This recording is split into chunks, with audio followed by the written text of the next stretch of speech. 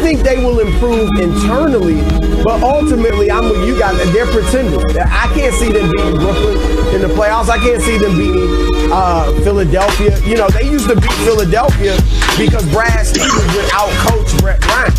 But now he's not going to out-coach Doc Rivers. So Philadelphia, I think, is better than them. And yeah, you know, right now I'd say Milwaukee's better, but with their issues, maybe that's a team Brooklyn could beat. But yeah, I would be stunned. I would be gobsmacked. I like using that word on this show. If Boston came out of the East. So I got to say that they're pretending. Late night, WEEI.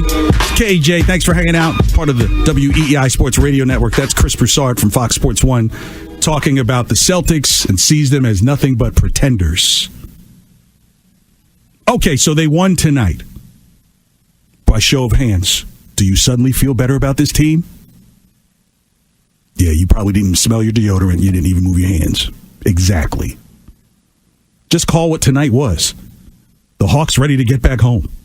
It's snowing. They're not used to seeing snow. Let's get out of here. Everyone besides Capella and Trae Young was already thinking about the flight home. Yeah. Well, Capella did his job. He grabbed 15 boards before he got out of the Commonwealth. The way we tax around here, can we get something from him on the way out at Logan? What was it called? Where you could buy the liquor and stuff like that and take it with you? I forgot what they're called. I just never used those stores. But that's how, I mean, we should start taxing Capella for just coming here and snatching all the boards. You know, at least use Windex, please. 15 boards. And still had a -1 plus minus. How crazy is that? That tells you, like, okay, people are just chucking up shots. Nobody really cares. Here's the bright light that I see forming right now for the Celtics. I've always got to find, you know, the silver lining, if you will. And it's Time Lord. 6 of 8 from the field. 7 rebounds. That is what I would call productive in 16 minutes. So something's working correctly, but again, are we ready to say that Robert Williams is the bench scoring, or do you just need to move Robert Williams to the starting lineup and depend on Tristan Thompson to do the second line scoring, right? Because Tristan Thompson was 8 from 9 from the field.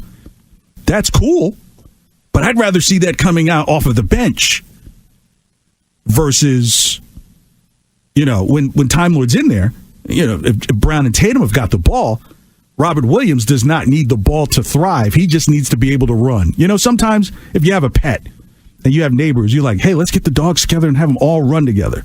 That's Robert Williams. He's just, let me run with y'all, dog. Let's run. Like shirts and skins in the gym. You know, but when you're coming in on the second unit and you look around and you're like, okay, are they looking for me to score? So maybe Brad Stevens is seeing that, okay, if I can increase Time Lord's minutes, he's starting to pick up minutes. His minutes are tracking up. And he's active. You know, you go in there with the second unit with like someone like Peyton Pritchard, who's going to have an off night, and tonight he had it. Plus minus -18. Does the bean counter just fall over when you like? I need to call Cedric Maxwell over the weekend. Be like, man, do they have a bean counter when someone gets their plus minus gets over 15? Does it just like fall off a cliff? Boom, roasted. Yeah, you just stay right there. But you have those things. But that's where you say, okay, if our outside shooting is missing from the bench, can we get something to address it on the inside? Because even though Tristan Thompson, 8 from 9 for the field, playing 28 minutes is not what he's here for. That's too many minutes. I've always said that, you know, look, you're not expecting this guy to come in and be the Tristan Thompson of 3 years ago in Cleveland, pulling double-doubles every night, and also probably playing 32 minutes a game. Maybe 22 minutes? So there have been some more names banted around of who the Celtics look for in terms of making a move before or right at the trade deadline. All right, Dylan, you're going to help me with a thumbs up or thumbs down here. I don't know what. Yeah, maybe if you like it, give me a hell yeah. If not, maybe shut your mouth and know your role. I don't know. Julius Randle from the Knicks. I like it. If Brad is going to continue to play the small ball where nobody's the point guard and we're all just going to kind of run with the pack, well, at least that guy can put up some numbers. He's an all-star this year. Yes, and I've always been a fan of Julius Randle, even back when he was at Kentucky.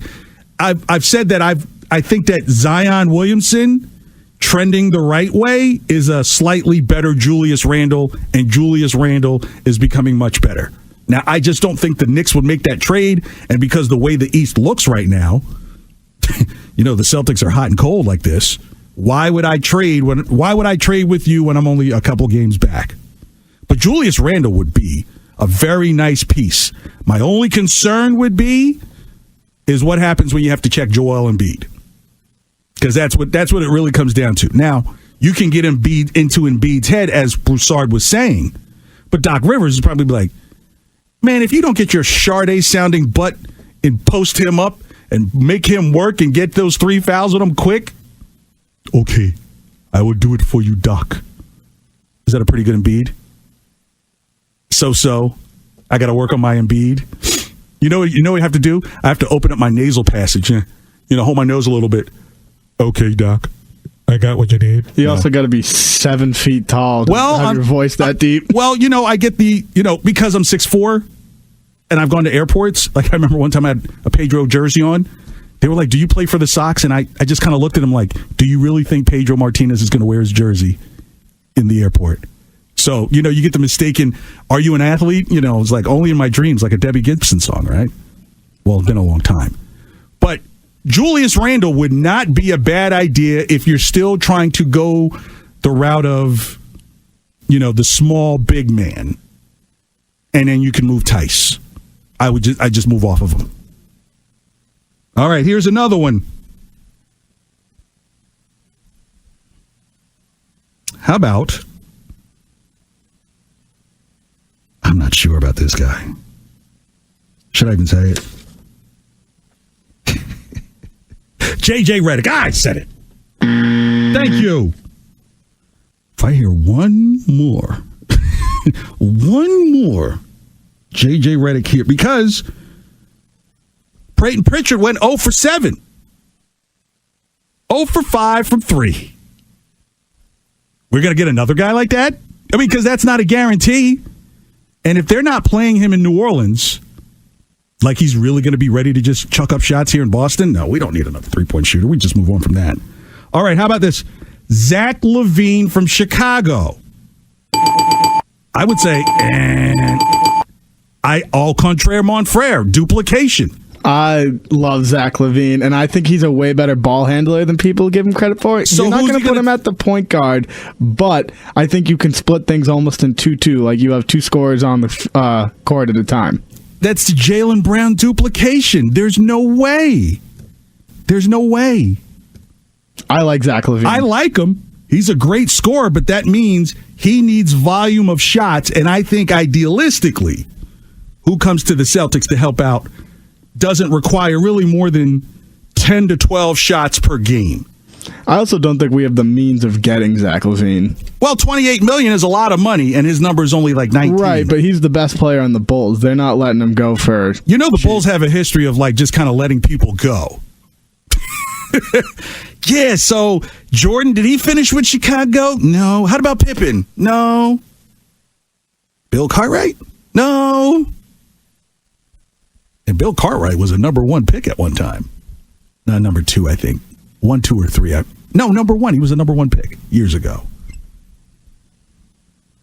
How about Terrence Ross? What do they think? Terrence Ross with Orlando. Thank you. You said it in my head for me. What is this obsession with shooters? What is the obsession with shooters? The problem with the Celtics is the further back they take the shot, the more they miss it. We've got 2 of the best guys that can get to the paint. You need someone to pull a big man out of the paint, whatever you do. Terrence Ross is not going to do that. Zach LaVine is duplication. If I say J.J. Redick's name again, I think my face is going to explode. Julius Randle, I do like. I don't know if that's really going to happen. And I'm going through this because, KJ, you're such an Andre Drummond homer. Are you part of his agency team? Yes, I get 3%. No kidding. But I think he's just the obvious choice. And they're like, well, Danny should wait till next year. Really? The way the last year and a half has been going, there's a guarantee there's going to be a next year. I don't mean to be an alarmist, but come on. What you can do now, do now. Well, he may not re-sign. Yeah, I think a lot of people are trying to figure out how to get rid of Kemba. So you might as well take the guy now. And so if it works out and he wants to stay and you can unload Kemba next year because it'd be much easier to do, there are going to be teams that are going to be looking at cap relief. I could definitely see Kemba possibly going to Utah if, Conley's deal is just too much for him, because Conley has just one of the craziest deals.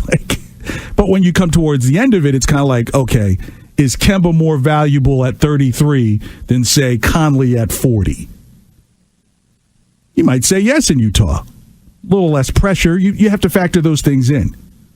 Well, that's why you have to get someone now. As has been previously mentioned, if you wait until next year, then suddenly all these players are going to take the New Jersey Nets discount.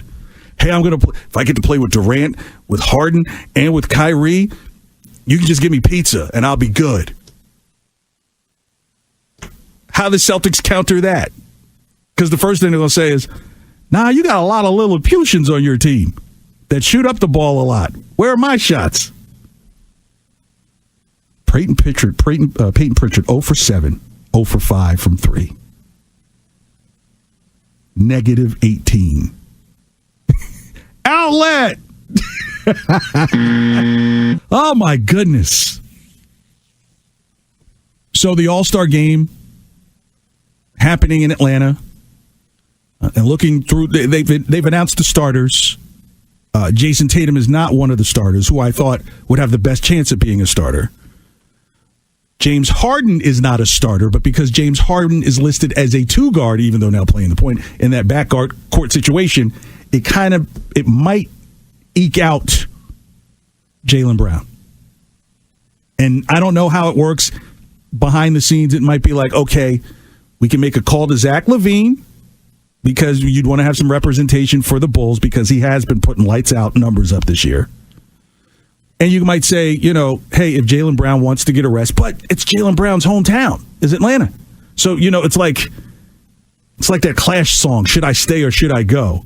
But man, if the Celtics were 6 games over 500, Jaylen Brown for sure is going. Right, that's what makes it hard to. You're going to send 2 All-Stars from a 500 basketball team?